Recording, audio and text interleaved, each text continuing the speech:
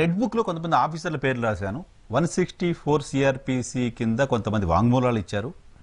అటువంటి వాంగ్మూలం ఇచ్చిన వాళ్ళు ఎందుకు ఇచ్చారో ఏంటో తెలుసు, వాళ్ళ సంగతి ఏంటో మేము అధికారంలోకి వచ్చిన తర్వాత చెప్తామంటూ కొంతమంది ఇంటర్వ్యూలు ఇచ్చారట. నేను వినలేదు కానీ ఏపీ సిఐడి క్లెయిమ్ చేస్తుంది.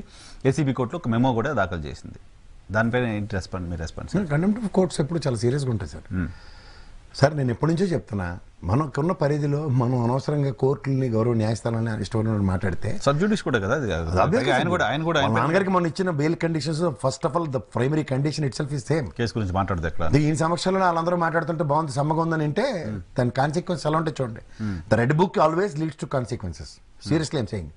ఓకే, ఎందుకంటే ఒక స్థాయిలో ఉన్న వ్యక్తి రాజకీయాల్లో ప్రత్యక్షంగానూ పరోక్షంగానూ ఎమ్మెల్సీ మినిస్ట్రీ చేసిన వ్యక్తి కింద పరిగణించబడుతుంది. ఇప్పుడు ఆబ్వియస్గా ఇప్పుడు అతను వాళ్ళ నాన్నగారు కేసుల్లో ఇంక్లూడింగ్ అవుటర్ రింగ్ రోడ్లు, ఇన్నర్ రింగ్ రోడ్ కేసులో నెంబర్ ఏమని అతను. సో అలాంటి వ్యక్తి ఇవాళ గ్యారంటీగా ఇంటెన్షన్తోనే మాట్లాడు. ఇక్కడ నేను పవన్ కళ్యాణ్ ఇష్యూని దీన్ని రెండింటి ఇంటర్లైన్ చేసి చూడండి. Intentions are very clear. And power వింజెంట్ పవర్ వస్తే ఏం చేస్తాం అన్న దగ్గర ఫ్రమ్ ద డే వన్ నుంచి the way is conducting himself is very. So గ్యారంటీగా ఆ ప్రతిస్పందన చూసిన తర్వాత అవుతుంది, బెయిల్ నిబంధనలు ఉల్లంఘించడం అవుతుంది అనే విషయం తెలియని చిన్నపిల్లాడు. అందుకే నేను చిన్నపిల్లాడు అంటున్నా. అరెస్ట్ అయితే అవుదాం, అరెస్ట్ అవుతే కూడా పర్వాలేదు అనే స్థాయిలో. అరెస్ట్ అయితే వాళ్ళ నాన్నగారు 50 రోజులు పెడితే సింపతి వచ్చి తెరబడిపోతాం అన్న కాన్సెప్ట్ లో కదా పెద్ద ఆయన 2 రోజులు ఉంచారు. అలాంటి తెలివి తక్కువ మేళకి మనం ఏం చేయలేము. ఇది ఉంటుంది సార్ చూడండి. లోకేష్ అరెస్ట్ కి సంబంధించిన పాసిబిలిటీస్ ఉంటాయా? కోర్టు పరిగణలో ఎలా తీసుకుంటుందో చాలా ఇంపార్టెంట్. ఎందుకంటే ఇన్నర్ రింగ్ రోడ్ లో is attended already twice. Bail కూడా ముందస్తు బెయిల్ కూడా బెయిల్ మీద ఉన్నాడు. సో బెయిల్ మీద ఉన్న వాళ్ళకి దానికి కాన్సిక్వెన్సెస్ ఉండవు నేనైతే చెప్పలేను. ఇమీడియట్ గా ఏముండదు. బెదిరిస్తున్నారు, ఆఫీసర్లు బెదిరిస్తున్నారు, వాళ్ళు తీసుకుని ప్రతిస్పందన ఎలా ఉంటుంది. ఇప్పుడు CID is clearly observing the things. ఈ దీంట్లో కోర్టుకి సబ్మిట్ చేసింది విత్ ఎవిడెన్సెస్. రేపు కోర్టు ఎలా పరిగణలోకి తీసుకుంటుందో అది సబ్జుడిస్. నేను ముందు చెప్పడం కూడా చేయలేము. Prediction is very clear. ఇది కనుక they convince it, it's a matter of fact. ఉపద్రవం అయితే ఉంటుంది. ఇక్కడ రెడ్ బుక్ అన్న విషయం ఎవ్రీబడి చర్చనీయాంశం అవుతుంది. ఆయన నిన్న దీంట్లో కూడా ఇలా చూపించుకుంటూ వచ్చాడు యోగలం కంక్లూజన్ దాంట్లో కూడా. What ever is uttering he has to take responsibility for it. It's obvious. So ఇప్పుడు అభ్యర్థుల మార్పుకు సంబంధించిన అంశంపైన చర్చ జరుగుతున్న నేపథ్యంలో ఆంధ్రప్రదేశ్లో జనసేన కూడా మేము జనవరికో సంక్రాంతికో మొత్తం అభ్యర్థుల లిస్ట్ ఇస్తామంటున్నారు. జనవరికో ఫిబ్రవరికో అభ్యర్థుల లిస్ట్ ఇచ్చే పరిస్థితి ఉంటుందా ఈ డిస్టర్బెన్స్ తర్వాత, ఇప్పుడు ముఖ్యమంత్రి పదవి డిస్టర్బెన్స్ తర్వాత? వాళ్ళే ఈ వైఎస్ఆర్సీపీ నుంచి ఎగురొచ్చిన పక్షుల కోసం ఎదురు చూస్తుంది ఒకటి. రెండోది తెలుగుదేశంలో దయాదారం పరీక్షలతో ఎండిస్తారన్నది ఇంకొక అంబిగ్యూటీ. ఈ అన్సర్టనిటీ మధ్యలో ఒరిజినల్ ఎబిలిటీస్ని కాంపిటెన్సీ లెవెల్స్ని పణంగా పెట్టి గాలికి వదిలేసి ఇష్టారాజ్యమైన దిక్కుమాల రాజకీయాలకి తెరలేపారు.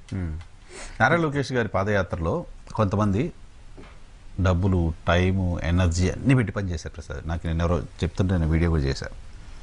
కేశినేని చిన్ని గారు, కేశినేని నాని గారు విజయవాడలో నారా లోకేష్ పాదయాత్ర చేస్తుంటే కూడా రాలా. చిన్ని గారు ఉండి మొత్తం చూశాడు. ఆయనకి యోగల మీటింగ్ ఇన్విటేషన్ లేదంట. దాని అర్థం అదే. భాష్య ప్రవీణ్ చిలకలూరుపేట, ఆయనకి యోగల మీటింగ్కి ప్రోటోకాల్ రాదని చెప్పారంట. సో అంటే కొత్తగా ఎమర్జ్ అవుతున్న లీడర్గా ప్రొటెక్ట్ చేసుకోవాలి కదా, దానికి ప్రోటోకాల్, పార్టీ మీటింగ్ ప్రోటోకాల్ ఏంటి? ఇప్పుడు మా నాన్నగారు చీఫ్ మినిస్టర్ అని చెప్పి లోపలికి వెళ్తే పొలిట్ బ్యూరో సభ్యులతో వీళ్ళందరినీ వాళ్ళ ఫ్రెండ్స్ అందరినీ కూర్చోపెట్టరు కదా, ఈయనే కూర్చోపెట్టట్లేదు ఫస్ట్ ఆఫ్ ఆల్. అంచేత చిన్నపిల్లల రాజకీయాలు వేరు, పెద్ద అయిన రాజకీయాలు వేరు సార్. పెద్ద అయిన లోకేష్ ఫ్యూచర్ పార్టీ కొన్ని పనిచేస్తున్న వాళ్ళని ప్రొటెక్ట్ చేసుకునే రెస్పాన్సిబిలిటీ లోకేష్ గారికి ఉంటుంది కదా. పెద్దవాళ్ళు ఉన్నారు కదా, వాళ్ళ సంగతి చూసిన తర్వాత చిన్నవాళ్ళ సంగతి ఆలోచించాలి. పెద్దవాళ్ళకే దిక్కులేదు. అలాంటి సార్ నేను ఎప్పటి నుంచో చెప్తున్నాను, ఇవన్నీ ఎలక్షన్స్ ముందు ఏమవుతాయో చాలా ఉన్నాయి గుర్రం ఎగరవచ్చు కథలు. వీళ్ళ సంగతులు అందరికీ తెలుసు సార్. ఊరికనే ఎగిరి చాలా చోట్ల సొంత టీము, సొంత మనుషులు, సొంతంగా ఆయన కోసం పనిచేస్తున్న వాళ్ళని రెడీ చేస్తున్నారు. సో వాళ్ళందరూ నేను ఇక్కడ తెలంగాణ ఎలక్షన్స్లో కేటీఆర్ టీము మొత్తం ఖమ్మం ఇదంతా తిరగబెట్టేస్తారంటే పెద్ద ఆయన సీన్లోకి పారాచూట్ వేసుకొచ్చి ఏం చేశాడో చూసాం కదా. ఆ లోకి తప్ప ఇంకో వేరే మాట వినలేదు ఆయన. దాని పెనాల్టీ ఎవరు పే చేశారు? It's clearly this thing. ఇక్కడ దాన్ని రివర్స్ చేసి చూడండి, నీకు అర్థమైందా?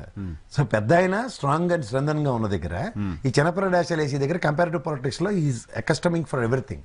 బట్ ఈ cannot accustom in the groups of politics అన్నది అందరికన్నా ఎక్కువ చదివేది ఎవరంటే తండ్రే. ఆయనకి తెలిసినట్టు ఎవరికి తెలియదు. అందుకని వాళ్ళు రాత్రి వచ్చి స్టాన్ఫర్డ్ యూనివర్సిటీలో చదివి వచ్చాడు, ఇలాంటి భాష మాట్లాడుతున్నాడు చూసి కళ్ళు తిరిగి పడుతుంటాడు ఆయన పెద్ద ఆయన. ఏం చెప్తే ఇది కాకరకాయలో కేకరకాయ అయిందేటి, పార్టీ కూడా ఎలా అయిందేటో ఆలోచించుకుని ఆ దీంట్లో మీరు చెప్పినట్టు సినీ గారికి వాళ్ళు అక్కడి నుంచి ప్రవీణ్ ప్రకాష్కి ఇలాంటి వాళ్ళందరికీ ఎస్ఎస్ మీ ఇంట్లోనే ఉండే చిన్నపేటతో తర్వాత ఆడుకుంది కానీ ముందు ఇక్కడ నేను చేసి రాజకీయం వేరే చూపించాడు, అంతకని ఇంకెళ్ళలేదు. సినిమా చూసారా సలార్? నాకు అలా టోపిక్లు ఉండవు సార్, సినిమాలకు చచ్చిన వెళ్ళను నేను. చావు కబురు చల్లగా చెప్తున్నారు జగన్మోహన్ రెడ్డి. ఎన్నికల్లో వద్దన్నా, నువ్వు పోటీ చేయొద్దన్నా అని చెప్తున్నారు.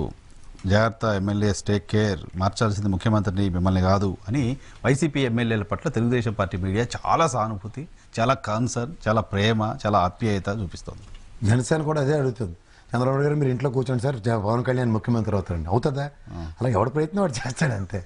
అలాంటివి పట్టుకుని మీరు ఊరికనే వాళ్ళ స్టేట్మెంట్లని మార్చాల్సింది ముఖ్యమంత్రి అంటే ప్రజల ముందు ఎమ్మెల్యేలు ఎన్నుకుంటే ఎమ్మెల్యేలు డిసైడ్ చేసుకుంటారు. రీజనల్ పార్టీని గెలిచిన తర్వాత తీసుకొచ్చి రీజనల్ పార్టీ అనే దానికి ఒక వీటో పవర్ ఉంటుంది సార్. పవన్ కళ్యాణ్ గారు ఫస్ట్ అందులో అది గ్రహించగలగాలి. ఏంటంటే నా పార్టీ, నేను అధ్యక్షుడిని, నేను ఏ కోతాట ఆడినా నాతో పాటు వీళ్ళు ఆడతారు అన్నది తెలుసుకోగలిగితే then it will be easy for is political ఎగానీలో ఆయన ట్రావెల్ అవ్వడం ఈజీ అవుతుంది. అంతేకాని నేను నా ఇష్టం వచ్చిన కోతికొమ్మ చాట ఆడతాను, దీనికి తెలుగుదేశంతో వెళ్తాను, దానికి బీజేపీతో ఉంటాను, అలా అప్పుడు కమ్యూనిస్ట్ పార్టీ ఆ కోడి మొక్కలాడుతూ ఉంటాను, ఇల్లుడితో ఇంకోటితో ఉంటాను అని మాట్లాడితే కొంతవరకు టాలరెన్స్ ఉంటుంది. ఇవాళ చూడండి అది భూమరంగా ఎలా వస్తుంది చూడండి. జనసైనికులు విప్లవాత్మకమైన ధోరణితో విపరీతమైన ధోరణి ప్రదర్శిస్తున్నారు. దట్ ఆబ్వియస్లీ రీడ్స్ టు జనసేనకు సంబంధించిన మొత్తం క్యాడర్కి ఏ నియోజకవర్గంలో ఎవరు ఎమ్మెల్యే అవుతారు అనే దానికంటే మా నాయకుడు పొజిషన్ ఏంటి అనే దాని మీద పనిచేస్తారు వాళ్ళు. ఇక్కడ తెలంగాణ ఎలక్షన్ కూడా అంతే. మేము కాంగ్రెస్ కోటేస్తాం, కేసీఆర్ ముఖ్యమంత్రి అన్నట్టు ఉంటుంది. లాస్ట్కి ఏమైంది, రేవంత్ రెడ్డి ముఖ్యమంత్రి కూర్చున్నాడు. అలాగే ఉంటుంది. ఇక్కడ చాలా చోట్ల ఏంటంటే మనం మాట్లాడుతుంటే కూడా సార్ మా కాన్సెన్స్ లో మాత్రం కాంగ్రెస్ గెలుస్తుంది కానీ పైన కేసీఆర్ వస్తారు సార్. ఇదే కదా అట్లా ఎవరికోవాలి అట్లా అనుకుంటా ఉన్నారు. రేవంత్ రెడ్డి కూర్చున్నాడు. రేవంత్ రెడ్డి కూర్చున్నారు.